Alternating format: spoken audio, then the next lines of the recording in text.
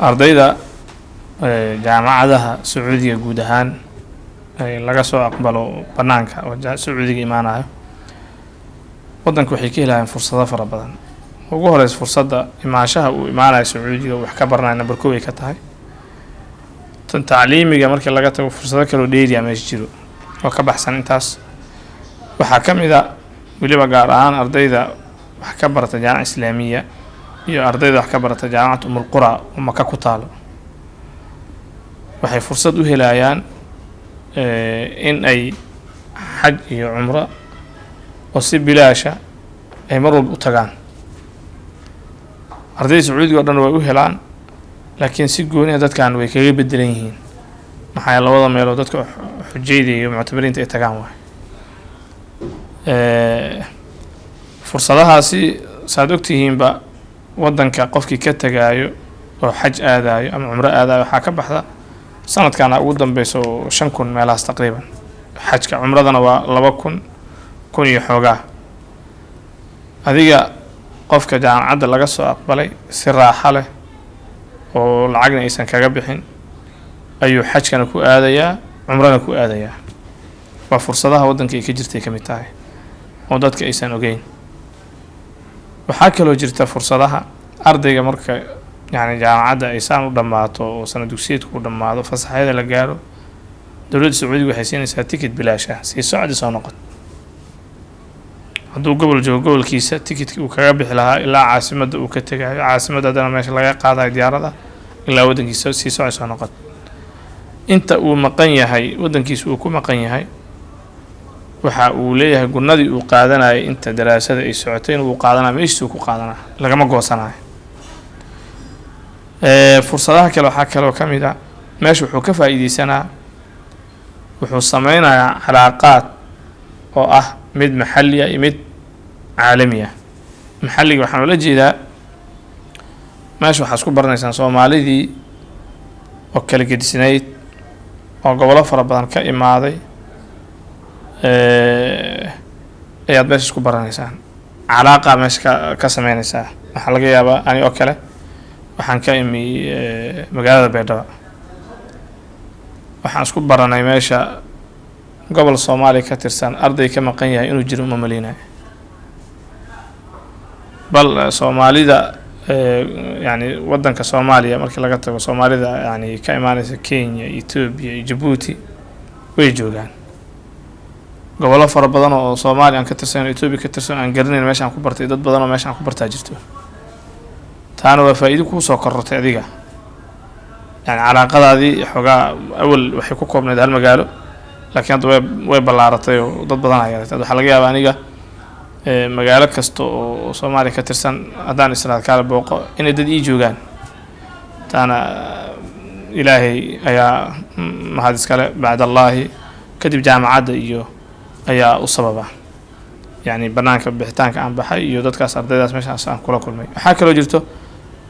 wadamo fara badan Afrikaana, Asiana, Europeana oo calaaqo fiican aad la sameynaysid. waxaa kaloo jiro dadka aad dhaxgelaysid dhaqamo wanaagsan iyo dhaqamo xun baad ku arkaysaa. waxyaabo fiican oo as leedahay aleele yani waa laga fiicnaa oo dhaqan ahaan oo dadka caadi ay la tahay oo adiga laakiin ceeb ay kula tahay iyo waxyaabo fiican oo aleele haddii wadankii la geeyo dhaqamadan oo kale way fiicnaan lahayd as leedahay. waxyaabaha ugu weyn oo yani aniga meesha aan ku ta'asuray aan waxaa ka mid ah wadanka aan ku noolayn dadka ku noolaa ama dadka ku nool in badanna oo kutubta iyo lagu sheegay ama dii kale taariikh ahaan looga hadlay dad waxay yihiin oo gacan furan yani dadka carabta oo ilaahay wuxuu yani ku manadeystay yani nimcadaanba ay ku gaareen la dhihi karo dad sadaqa badan inay yihiin. markii la joogo ramadaankii ama غير ramadaanba waxyaabaha aan la yaabo waxaa ka mid ah moogi inay ka jirto wadanka Allahu a'lam laakiin aan ku arkay maalmaha ka mid ah ayaan waxaan fariistay meel maqaaxi ah oo anagoo guruuba ardaya wax ka cunayay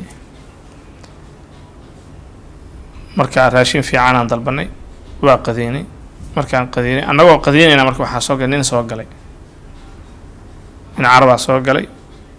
markuu soo galay lacag wajiibkiis ka soo bixiyay lacagtoo dhiib oo iska baxa lacagtoo meesha dhigaan lacag fara badan waayo ma aha hal qof wuxuu cuni lahaa ma aha ama lacag yani lacag aada u fara badan waayo marka hadalkiisina xoogaa waxbaan ka maqlinay laakiin saas yani uma dhig raacin markaan soo baxnay soo farxalanay lacagta bixi aan maagnay waxaa la ordaa iska baxa annagoo tiima fara badan markaasaan dhahnay maxaa dhacay maya waa la bixiyey nin xuseen amaad waan weydiinay muxuu bixiyey lacagteena ma bixiyey maya wuxuu dhahay lacag fara badan oo ii keenay lacagtaan ilaa ay ka dhammaanayso dadkii mطcamkaan maqaayadaan soo galo yani iska fasax markay dhammaato lacagtaas ay meeshay ku ekaato kadib lacag qaado yani ninkaas waxyaabaha marka aan fiidiyey saddex shay aan mulaaxadayaa jirto oo horta marka ugu horeysa ninka maqaayadii iska lahaa waa la aaminay asagan ammaanadii sidii loogu talagalay ee uga soo baxay intaan dareensannahay ninkaan lacagta baxsanaayo lacagtiisu u baxsaday oo asaga sadaqo u baxsaday oo shaki weyn iyo ninkaan uu ka shakinayo ama uusaan yeela ama wax ka reebtayo iyo xoogaa shakigaas isagana ma gelin lacagtooda meesha ka bixiyay sadaqadii waa sir asagii alla subxaanahu watacaala ayaa isla og ninkaana waa la aaminay ilaahay yani ayaa lagu sii daayay asagan ammaanada sidii loogu talagalay inuu uga soo baxay saasaan rajeynaa biidnillahi alkariim marka iyo waxyaaba ka yani intaan ka badan oo qaab noocaas oo aan la kulannay ayaa jirta nin walba wuxuu yani dadku waxaa arkaysa dadka qaarkii meelo yar inay wax ka raadinayaan oo yani ajir ay ka raadinayaan oo khayrka ay ka raadinayaan waxaa kaloo jirta marka jaamacaddu waxay qabataa sanad kasta yani wadamada maadaama jaamacadda ay tahay jaamacat alcaalam laleeyahay jinsiyad kasta ay joogto wadan walba habdhaqankiisa iyo macluumaadka wadankiisa iyo kaljarkiisa ayuu soo bandhigaa sanadka dhammaadkiisa ay qabataa dowladahoo dhan nin walba wuxuu caan ku yahay wax soo saarkiisa noociisa markaasaad waxaa arkaysaa markii laga hadlayo soomaaliya dadku waxyaabaha ay ku yaqaaneen soomaaliya markii la sheego waxay su-aasha ugu horreysa ku weydiinayaan waxay tahay qur-aanka xaafid ma tahay sababtoo ninka soomaaliga waxaa lagu ogyahay inuu xaafid qur-aan u yahay say u badan yihiin su-aashiisay ku weydiinayeen dadka yani ajaanibtana soomaalida waxay ka aaminsan yihiin dad aada u fiican oo ahludiin diin jacayl oo qur-aanka xufaada qaab noocaasay ka aaminsan yihiin dad wax kale ka aaminsan way iska jiraan laakiin waa nisbo yar oo iska liidata yani aan badnayn markii lasoo bandhigayo yani dhaqamadaasi waxaad arkaysaa dowlada annaga naga mid ah ama dad annaga oo kale ah oo dhaqan ahaan yani qaab ahaan waxoo dhan aan ka wada simannahay asleeda alele kuwan waa soomaali ayaga laftirkoodii ama dii kale walaale yihiin ayaga laftirkoodii saasoo kale markay arkaan soomaalidu ay arkaan yani ay u imaanayaan oo maasha allah ay leeyihiin soomaalidu saad ogtihiinba markii saasoo kale loo joogo dadku waa la isku heesaayo soomaalida ayaga laftirkeedii xoogaa dhexdeeda nisaaca jiro oo soomaalidu ma carab ba mise carab ma aha wax noocaas carabtada say u badan yihiin waxay aaminsan yihin soomaalida inay carab yihiin luqadoodii carabi ma ahana maxaa ka dhigay dadka qaarkii waxay ku leeyihiin war dad carab oo afkoodii aan la fahmaynaa jiro oo sidii idinka oo kale ah wadamadan yani maqrib iyo meelahaas mauritania iyo jazaa'id iyo kale waxaa laga yaaba inaan la fahmin xabad laga fahmo ayaga carabtaysan idinkana saas oo kale lahja oo carabi ka tirsan waa luqad soomaaliya qaar ku dhex arkaysaa qaar waxay leeyihiin maya soomaalidu yani luqadooda waa gooni waa dad yani carabaan ahayn laakiin waa iska nisba yar markii laga soo tagay intaas kadib jaamacadda jaamaca islaamiya ardayga ka baxa oo dhammaysta shahaadada meesha uu ka qaato yani shahaado noocee waayo shahaado wax gelaysa ma tahay mise ma aha adduunka kale ma sheegi kari laakiin soomaaliya markii la joogo jaamacaddaas ardayda ka soo baxda ardayda loogu jecel yahay oo ugu fiican taya ahaan waxqabad ahaan waddanka ay ku jirtaa. ardayga markuu jaamacadda dhammaysto oo usoo degato yani inuu jaamacadda dhammaystay natiijadii usoo degato takharujka uu soo baxo shahaadadiisu soo qaato wuxuu la tegayaa shahaadada wasaaradda khaarijiya sacuudiga waxay ugu dhufanaysaa tasdiiqi shahaadooyinka oo jaamacadda uu ka qaatay qaar waxaa jira oo aan la tasdiiqinayn sida shahaadooyin waxaa jira seminaaro oo kale oo noocaas oo kale aan u baahnayn tasdiiq laakiin shahaadada jaamacadda ka soo baxday oo dhowr sano uu dhiganayay tii 4 sano tii diblomka tii masterka tii PhD-ga tasdiiq wuxuu ka soo qaadan wasaaradda khaarijiya markuu soo baxayo ardayga oo jaamacadda soo dhamaysta waa la soo sagootinaa sagootinta la soo sagootinayo ma aha in gaari lagu soo qaadayo oo yani sheeg jaamacadda ay soo wadaysa maaha sagootintu xaflad waxaa jirta xaflad alkhariijiin ay dhahaan ardayda loo qabto waxaa la siiyaa bahalkan oo khamiiska laga dul qaato carabta ay qaataan mashlaxa ama haddii kale aan u garanayno dadka nin walba magac ugan anaga jooxaan dhahnaa oo astaanta jaamacadda ku sawiran ayaa la siiyaa waxaa kaloo la siiyaa ardayga baajka ah oo baccalaureaska ah lacag 2,500 oo riyaal oo sagootin ah ardayga masterka PhD-ga waxaa la siiyaa waxay dhahaan bedel tibaaca waxaa loola jeedaa inta risaalada ama buugga uu qoraayay qarashaadka meesha ka galay bedelkoodii oo number xadidana oo thaabita aan isbedelayn marka intaasaa la siiyaa marka uu soo baxo intaas waxoogaa gacan qabsi ka soo dhigana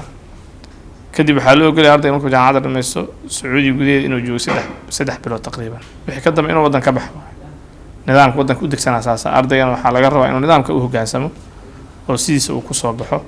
maadaama dhowr sano la soo hayay waxbarasho iyo lacag la soo siinayay markay u dhammaato bax markii lahaa inuu sidii si nadiif asagoon يعني laablaab uusan gelin oo soo baxa si saxda saas waaye marka ardaydana badiyaa saasay sameeyaan Soomaalidiinan markay dhameystaan meesha kuma hakadaan waddanka markay imaadaanna waxaad arkaysaa qaarkii waxay furanayaan meelo gooni iyo macaahid diiniya